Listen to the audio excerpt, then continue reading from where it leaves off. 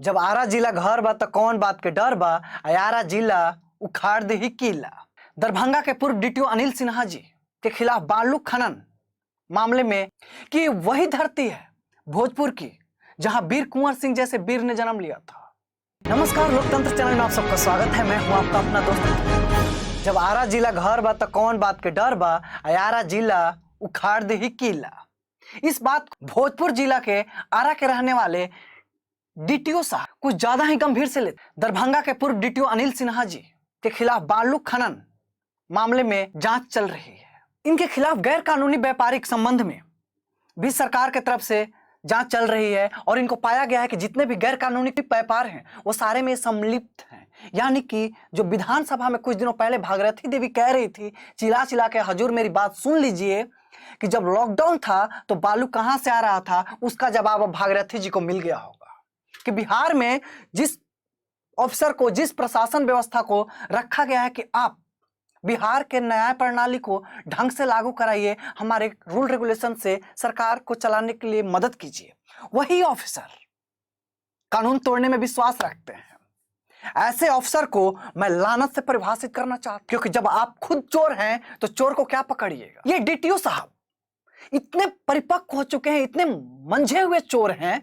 मैं चोर ही कहना, इनको संबोधित करने के लिए मैं चोर ही कहना पसंद करूंगा, क्योंकि इतने मंझे हुए चोर हैं कि इन्होंने जितने वसूली के पैसे थे, टोल नाके, पुलिस, हेलमेट, जितना भी होता होगा डीटीओ डिपार्टमेंट का, वो वसूली वाले पैसे अपनी पत्नी के खाते में मंगाते थे।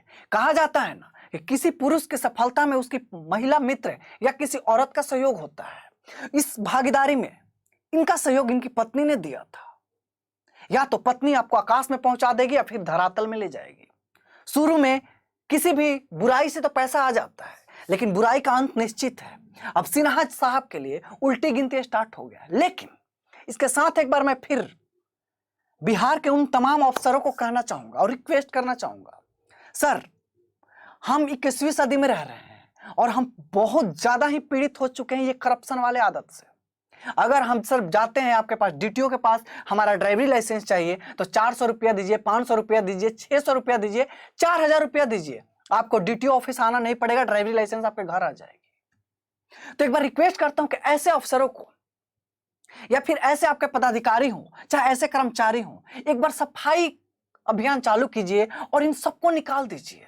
तभी नीतीश जी का वो सपना साकार हो जाएगा और बिहार में बहार होगा। नहीं तो बिहार लाचार, परेशान और भिखार बनता रहेगा और पलायन जारी रहेगी। हमारा पिताजी अगर मजदूर थे, ये जरूरी नहीं है कि हम भी मजदूर बने। हमें भी हक है कि हम पढ़े लिखे और शिक्षित बने। और जब तक बिहार में ऐसे अफसर रहेंगे, ना हम शिक्षित हो सकते हैं, ना हम आगे बढ़ सकते हैं। क्योंकि एक वो जोंक है कि पता भी नहीं चलता, लेकिन उस मवेशी और जो इंसान के पास लग जाते हैं उनका खून चूस लेते हैं।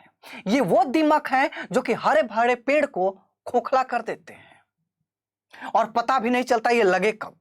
तो ऐसे दिमक और ऐसे जोक और ऐसे करप्ट अफसरों का इलाज जरूरी है, अन्यथा बिहार घपलों का एक कबूतर बन के रह जाएगा, ना कि वो विद्वान चाणक्य और गौतम बुद्ध जैसा बनेगा। ना ही बिहार में बहार आने वाली है। खैर, जो ये हमारे डीटीओ साहब हैं अनिल सिन्हा जी, इनके बारे में थोड़ा सा विस्तृत जानकारी लेते हैं कि ये हैं कहां से आए हैं और इनका पारिवारिक बैकग्राउंड क्या होगा। क्योंकि जब ये जॉब नौकरी के लिए आए होंगे तो अंदर ही अंदर एक इनके पास आग भी तो होगी एटलीस्ट कि हम कुछ ना कुछ सुधार करेंगे। लेकिन गांधी जी और पैसा देखते नियत बदल जाती है, हर किसी की बदल जाती है। लेकिन जो मन और इच्छा शक्ति और दृढ़ शक्ति से ही आता है, वही सक्सेसफुल हो जा पाता है। कि वही धरती है भोजपुर की जहां वीर कुंवर सिंह जैसे वीर ने जन्म लिया था और वो अंग्रेजों के खिलाफ लड़ते गए थे उस वृद्धावस्था में भी। लेकिन उसी की धरती पे ऐसे कलंकित लोग भी पैदा हो रहे हैं जो हमारे धरती को शर्मसार कर रहे हैं और जो हमारे छोटे भाई बंधु हैं उनको भी, और ये समाज को क्या शिक्षा देंगे। अगर जिस गांव के होंगे उस गांव के लोग कहते होंगे कि अगर पढ़ोगे लिखोगे तो सिन्हा साहब जैसे बनोगे। मैं कहूंगा उन गांव के लोगों से और उस धरती से जुड़े हुए तमाम लोगों से और बिहार के युवाओं से, पढ़ो लिखो लेकिन सिन्हा साहब जैसे बिल्कुल मत बनिएगा।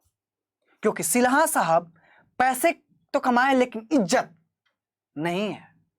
घर पे जब छापा पड़ रहा है तो फॉर्च्यूनर में भी घूम रहे होंगे तो क्या ही फायदा है। लेकिन बिहार में ऐसे लोगों की बहुत ही भरमार है, चाहे वो नेता हो, चाहे वो अफसर हो, चाहे वो कर्मचारी। जैसा कि मैंने बताया कि सिन्हा साहब ने एक अलग ही साम्राज्य खड़ा कर लिया था।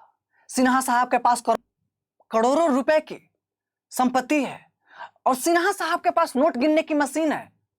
हमारे पास थूक से ही काम चल जाता है, इतना पैसा भी नहीं है, साला थूक भी एक्स्ट्रा थूकना पड़ जाता है। और सिन्हा साहब के पास मशीन है पैसे गिनने के लिए।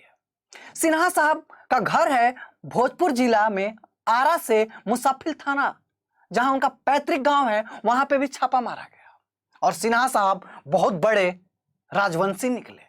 हमारी जो डिपार्टमेंट है और जो हमारी सरकार है और जो हमारी कानून व्यवस्था है बिहार की, उस पर पूरा विश्वास है कि ऐसे करप्ट और घुसखोर और कलंकित अफसरों पे सरकार कठोर कार्रवाई करेगी। और जितने भी शिक्षा में से जुड़े हुए से लेके अफसर पदाधिकारी तक जितने भी करप्ट हैं, एक बार सफाई अभियान करके सर उन सबको बाहर कर दीजिए। डिजर्व करते हैं, जो इसके हकदार हैं उनको लाइए, जरूर बिहार में बाहर आएगा।